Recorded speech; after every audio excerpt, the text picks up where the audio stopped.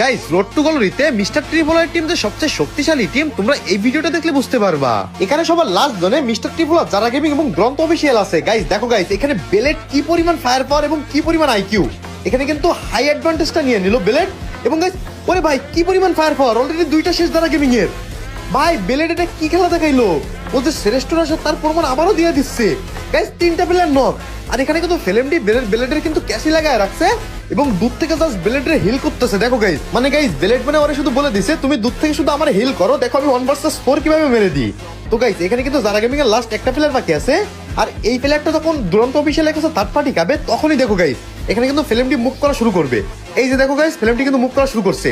এখন guys 4 versus 4 fight, এখানে কুট্টুস knock. দেখো গাইস বেলেট কত সুন্দর টিম কম্বিনেশনে কুট্টুসের রিভাইভ দিয়ে দিল, কারণ একটা প্লেয়ার বেঁচে থাকলে। এই দেখো গাইস, এই যে রিভাইভ দিছে না, কুট্টুস কিন্তু একটা নক নিয়ে দিচ্ছে এবং ফুললি ফায়ার পাওয়ার দিচ্ছে।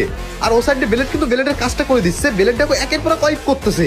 মানে গাইস বেলেট এই পুরোটা কি খেলা দেখাইতেছে, একটা স্কোয়াডের সামনে সেকেন্ডের মধ্যে ফুল স্কোয়াড ওয়াইপ করে দেয়। লাস্ট একটা প্লেয়ার বাকি আছে ভাই, এই প্লেয়ারটা দেখা যাক গাইস কুট্টুস মারতে পারে কি বেলেট মারতে পারে।